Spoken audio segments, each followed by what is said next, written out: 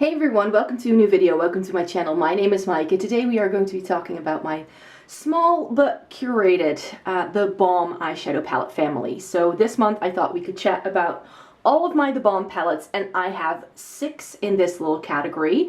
So that's not as much as in some of the other categories I've already shown you, but I thought we could chat about these because I think that the BALM is one of those brands that just needs a little bit more loving. To what extent you can still buy these, to what extent these are still available, I am not entirely sure. I know that the BALM has been discontinuing some of their palettes in favor of newer releases, and I also think that the BALM is one of those brands that kind of flies under the radar a lot. It's not a brand with like lots of controversy around it. It's not a brand with the kind of quality that a lot of people in the beauty community seem to be looking for.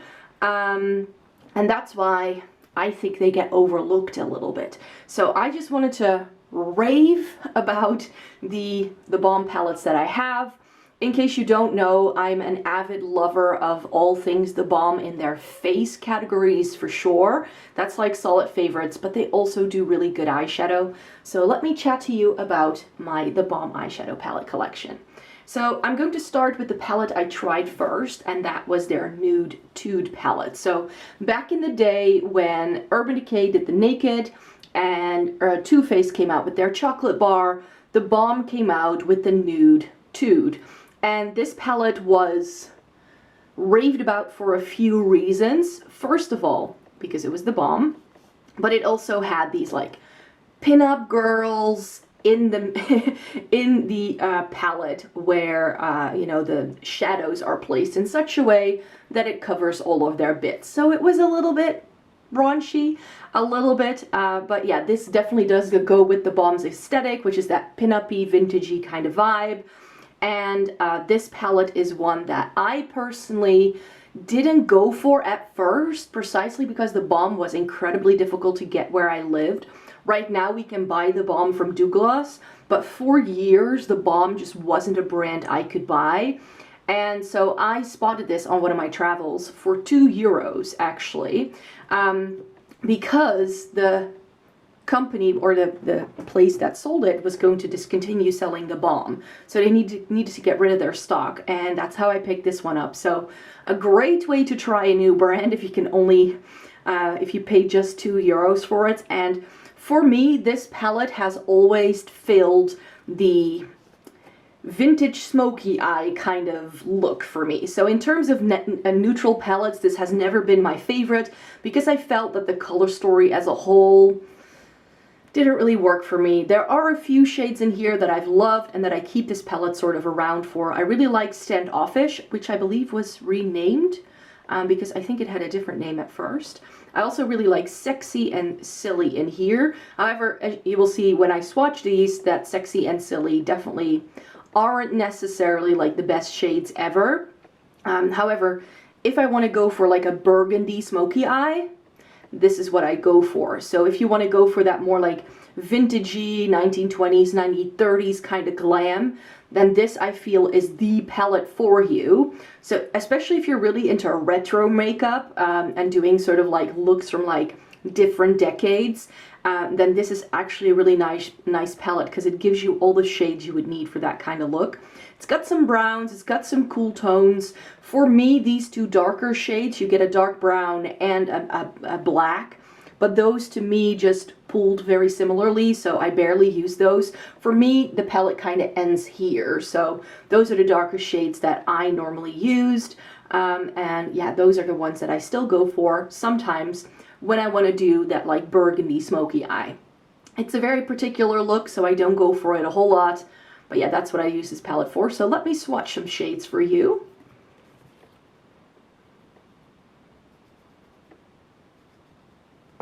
And that's those three. Those are my 3 favorite shades in the palette, as I mentioned.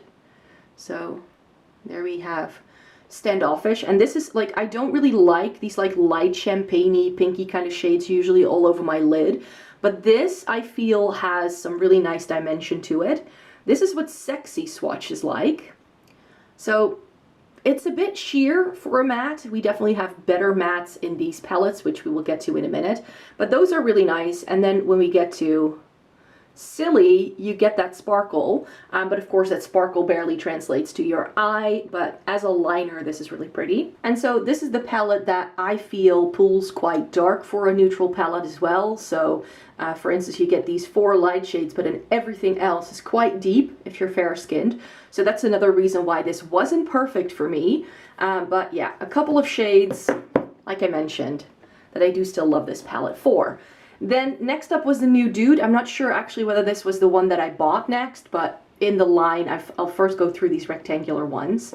And where the Nude Tude had the naked ladies, this had naked men.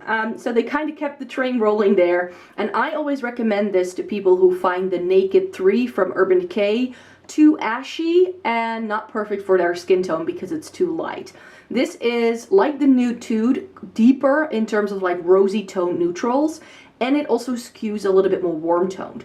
For instance, this Fit shade has like a coppery rose gold kind of undertone, and I really, really like that quad here in the middle. Again, you get 4 dark shades that all look the same once I apply them to my face. I mean, I'm an NC15 in MAC, you guys, so I have trouble getting darker shades to look distinct on my skin tone. Whether I put this one on or this one on or this one on or this one on, the differences just aren't big enough for it to really work for me. But I really like this palette for like these 4 shades. Like I said, like if I reach for this, I put this in the crease, this all over the lid, this goes on the lower lash line, and I'll probably put like this or this in like the inner corner. Like that's sort of like my standard go-to look with this. You do get a really nice matte for the crease here, I find. So yeah, I do really like this palette, and I wish more people were raving about it. So let me again do some swatches.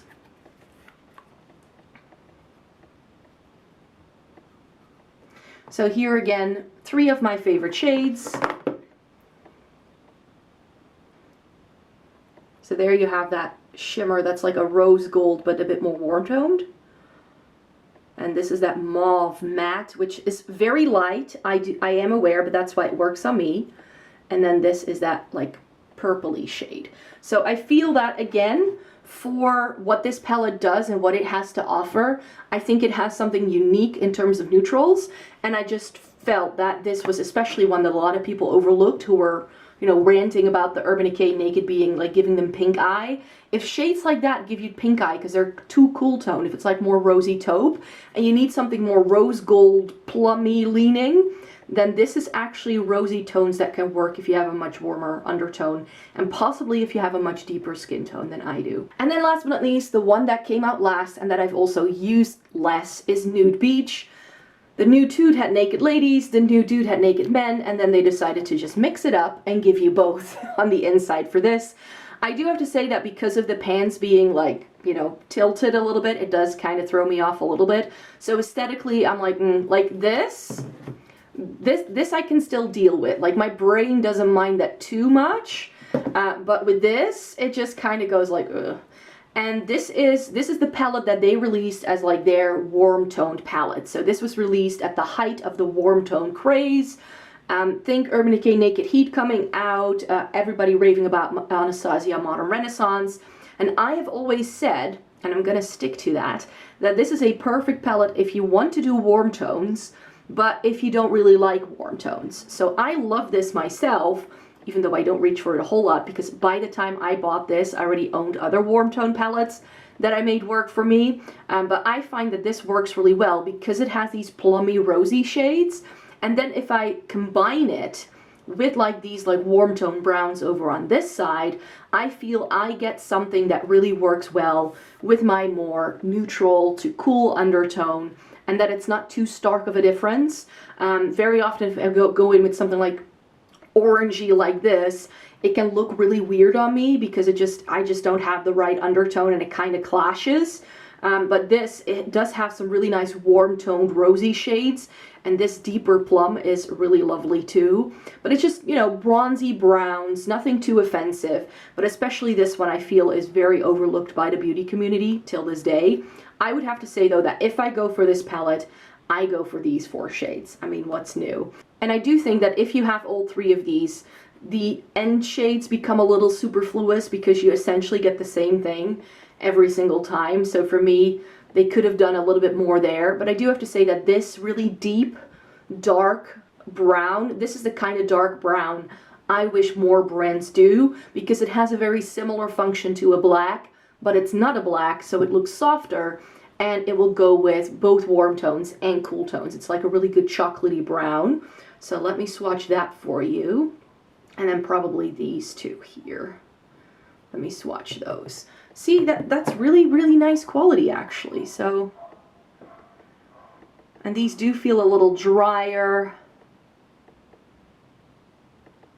So this is really reminding me of like MAC's Beauty Marked. It's really that kind of shade. So yeah, these mattes are dry. They need a little bit more building up.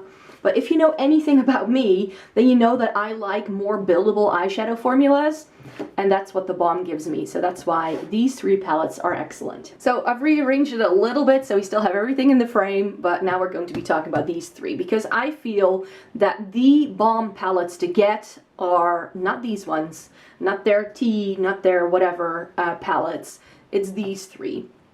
I have said many times before that I don't like matte eyeshadow, and I definitely don't love like designated matte eyeshadow palettes for that reason, but these three are some of the best, and therefore they make up like a good solid chunk of my makeup collection when it comes to matte only palettes. It's these three.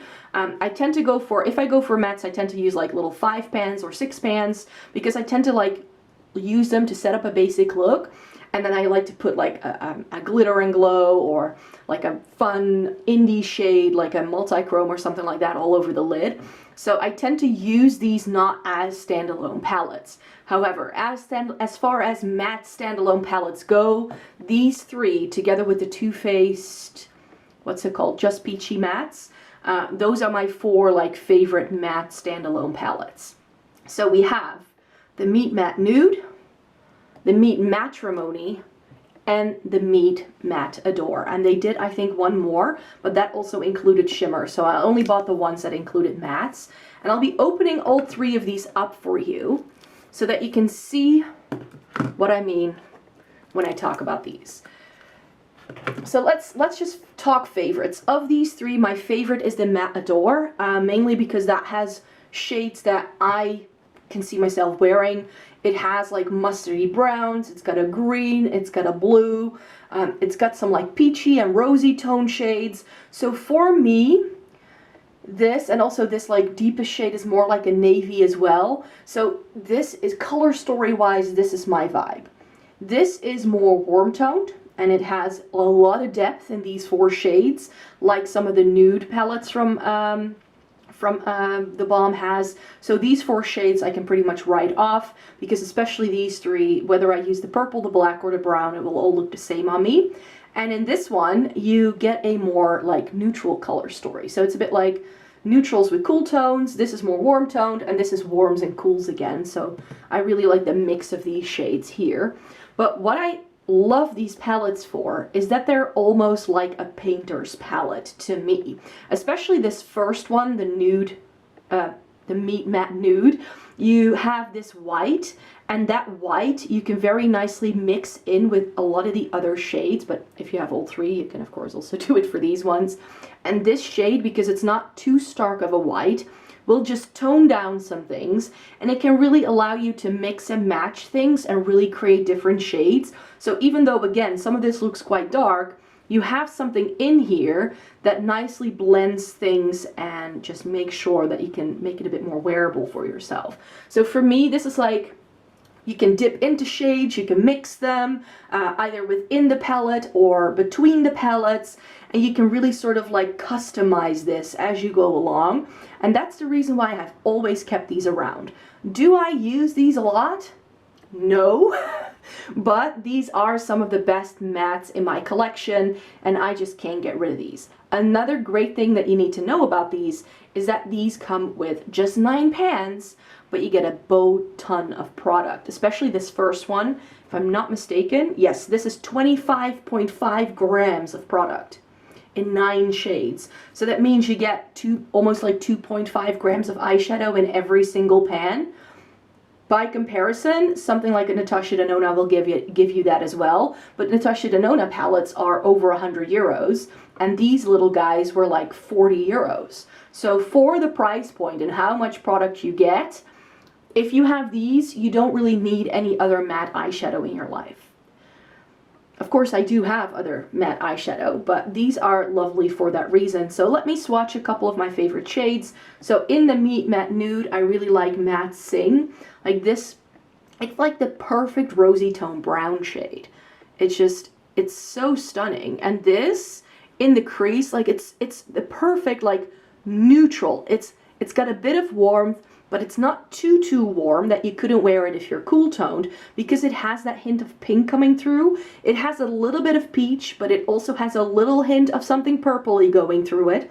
This is such a unique shade in my eyeshadow palette collection, you guys. Like this in the crease, or to blend something out if you just want to go for something super basic, a shimmer on the lid, and you're good to go. Now I also like this cool toned, like more taupey shade here called Matte Hung. So this is like a taupe, but it's got quite a lot of like purple running through it. And do you just see how smooth these are and how lovely? And I've had this palette for years, but the quality doesn't seem to change at all. And I also really like this dark brown. So it looks quite intense, but it's that dark brown that was also in the Nude Beach, where I feel it can really go with a lot of different things. It's that perfect, like, chocolatey brown shade. Just look at that. Oh, do you see that? And this is a cooler toned, like, chocolate brown. And this is the kind of brown that I wish more brands did. It's true. And the way I always think of this palette in my brain, so if you look at the color story, is that you get 5 cool tones and 4 warm tones. So it's sort of like that and then around. Now, in the Meet Matrimony, I remember this being everyone's favorite for a very long time when these were like all the rage. A lot of people were hyping this up, but for me, these 2 shades are a little too samey, and like I said, these are too dark. I've always loved Matte Rossi in here though. This is, again, it's like Matte Sing, but more plum. So it's a bit more cool toned, a bit more taupe. And this is like, again, this in the crease. Are you ready for this one? And like, look at that go. That's a matte, you guys. That's a matte eyeshadow. Do you just see why I can declutter these even though I don't use these enough? And this is that perfect, like, do you just see the difference now between those two? Like, this is much more pinky peach, and this is far more like plummy mauve. If you're a lover of mauve eyeshadow, you need this in your life. And this may again be a little bit of a surprise, but I also quite like the pink in this one. So Matt Thomas. This is, I'm not a huge fan of like pinky eyeshadow, and especially not if it's this Barbie pink, but I love this for blending out shadow and sort of like cleaning up around things, because it kind of, you can't even see this, because it blends away into my skin tone. So that's why I've always loved this shade a lot, because it just really makes for a great blend shade. So that's why that pink gets a rave. I also really like Matte Lin in here, which is just your standard like creamy shade. This is the kind of shade that I would use to set my base with a lot. So this is definitely an eyeshadow I could potentially use up if I ever run out of like singles to use for setting my paint pot with. Then this shade is definitely a contender. Again, it disappears on my skin. So these top two are perfect blend shades, which if you're going for all matte, or if you really want to set up a look, those shades are just perfect. And there's one more shade I want to show you. Oops. And that's this one, Matte Reed. So where this is more cool toned, this has a bit more red running through it. So I'll try swatching it next to it so you can see, hopefully. Do you just see the difference between those two? So this has a lot of red running through it, making it a lot more warm toned. And on me, it's not perfect, but with, for instance, that red and that brown, like, you can create a really stunning smoky eye. And then finally we have Meet Matrimony here, and this one, I'm just going to move it to the middle so I don't have to reach so far. And this one I remember not getting a lot of love from a lot of people because the formula between these three is definitely a little bit differently. You also got less product in each one, so where this one is 25, this one is 21.6, and I believe this is also 21.6. So these two do come with a slightly less amount of product. And this is also one that is just not necessarily the best in terms of quality. These shades feel a bit drier, especially these two at the bottom, which I'll show you in a minute. But can you guess which one is my favorite? Yes, Matte Russo. So we have Matte Rossi, Matte Singh, and Matte Russo, and they are all that like rosy toned crease shade that can be really lovely for transitioning. So, or crease work. So I'll put that one here so you can see that again, that's just a little bit more brown than Matte Singh from the other palette, and then Matte Rossi is more plum. Now I also really like Matte Jones in here, and this is one of the reasons why I love this palette so much. I think this was the first time that we really got a shade like this in a palette. So let me show you that right here. So when you stick your fingers into these, they feel a little drier and you can feel sort of like a grainy texture almost. But you can just see that that's a really stellar shade too. And that in the crease, this to blend it out. I mean, it's lovely. And I want to show you these, well, maybe three. So the darker shades. So this is a Matte Soto. It has a hint of green. And you can really see that on my skin tone. So these are dark shades that did show up on me. It was a bit weird. So I'll put that here. So do you just see that this is a little drier? It's a bit more like the shades from the Nude Tude and the Nude Dude, the Nude Beach over here. So it's got that drier formula, so this does need building up. But do you just see it has that greeny undertone? So on me, that did show up, probably because I have a cool undertone. And then that green just kind of sits against my skin quite nicely. But Matte Borsky, this is so gritty. So I understand why people didn't love this. I've got a little fly here. But, I mean, come on. It's like inky blue. Like, if you have inks, like if you ever used an ink fountain pen, and you know that stain that it gives when you've used ink like that, if it leaks, that's what you get from this. And look at that. It's going to stain your eyes as well. Like this is, yes, it's dry. Yes, it's powdery. But if you build it up, let me see if I can do that a little bit here. You can really get some really nice intensity here. And because you just see that if you build it up, it becomes deeper in the middle and the rest is a little lighter. It means that you could wear this as one shadow and you don't have to. Like just by layering it differently and using different brushes, you can make a complete look out of one eyeshadow. And it's a matte. I usually only get that from shimmers. So that's why this palette could never go. And finally, we are going to have a look at Matte Lee. And you get a true matte in Matte Ahmet over there. And this is more, like, it's not really a charcoal gray. Yeah, perhaps it's more like a charcoal gray with like a bluish undertone. Let me swatch to black next to it for you in a minute as well. So that's more of a charcoal gray, and then you get the black in here. So do you just see that that's a little differently? I'm swatching this with my ring finger, which is never ideal. Let me see if I can use a different finger. Whether it makes a difference. Ooh, that makes a lot of difference. Yeah, but again, you can build them up, and they look stunning. So there you have it, some swatches of the BALM palettes over here. I can't rave about these enough. I rate these very highly, but they all do something very specific in my makeup collection. So these aren't my like go-to all-rounder palettes. I mean, how often am I going to reach for a blue like that? Not too often. These palettes just have some really good basics, and I feel that they just need a little bit more loving, which is why I wanted to do this video, come on here, show you some swatches, and then hopefully we can now understand altogether why the BALM is such an excellent brand, and that I really like checking out their stuff and seeing what they have to offer.